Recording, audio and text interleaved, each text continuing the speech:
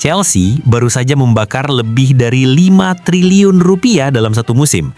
Tapi yang lebih gila, ini bukan kesalahan. Ini seperti sengaja dilakukan. Dan kalau benar ini strategi, berarti mereka sedang memainkan sesuatu yang jauh lebih besar dari sekadar sepak bola. Di saat tim lain hati-hati mengatur keuangan, Chelsea justru melakukan kebalikannya. Mereka belanja besar, bayar mahal, dan tetap jalan seolah tidak ada masalah. Padahal, di balik itu semua, ada satu pertanyaan yang mulai muncul. Apakah mereka benar-benar aman, atau justru sedang menunda sesuatu yang lebih besar? Karena yang terlihat di laporan keuangan itu bukan sekadar angka rugi, tapi sinyal bahwa Chelsea sedang bermain di batas paling ekstrem dari sistem finansial sepak bola modern.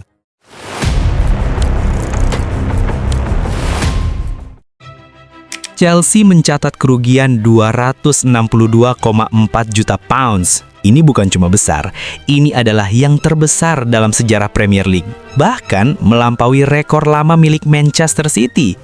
Dan yang bikin situasi ini menarik bukan cuma angkanya, tapi timingnya. Karena kerugian ini datang di tengah proyek besar sejak klub diambil alih Todd Boehly. Proyek yang dari awal memang terlihat seperti perjudian besar, membeli pemain muda dalam jumlah masif, memberi kontrak panjang dan berharap mereka berkembang bersamaan. Secara teori ini brilian, lo beli masa depan sebelum harganya meledak, tapi dalam prakteknya ini mahal, sangat mahal, karena total belanja Chelsea sudah menyentuh lebih dari 1,5 miliar pounds. Dan disinilah banyak orang salah fokus, karena masalah Chelsea bukan cuma di transfer, tapi di biaya tersembunyi yang jarang dibahas, yaitu komisi agen. Musim 2025-26 saja mereka menghabiskan 65,1 juta pounds untuk agen, angka tertinggi di liga. Dan ini bukan kebetulan, ini efek dari strategi mereka sendiri, karena semakin banyak transaksi, semakin besar biaya yang harus dibayar. Yang bikin makin berat, bahkan saat menjual pemain pun mereka tetap harus membayar agen. Jadi Chelsea seperti terjebak dalam sistem yang membuat setiap pergerakan tetap mengeluarkan uang. Lalu muncul pertanyaan besar, kalau rugi segila ini, kenapa mereka belum kena sanksi? Jawabannya ada di aturan PSR dari Premier League, yang secara teori membatasi kerugian 105 juta pounds dalam 3 tahun. Tapi dalam prakteknya, aturan ini punya celah. Karena tidak semua pengeluaran dihitung, investasi seperti stadion, akademi, dan tim wanita tidak masuk ke dalam perhitungan utama. Dan di titik ini, Chelsea tidak melanggar aturan, mereka justru memaksimalkan celah yang ada. Ini bukan soal melanggar, ini soal memahami sistem lebih dalam daripada yang lain. Tapi disinilah mulai muncul resiko yang sebenarnya, bukan di aturan, tapi di realitas.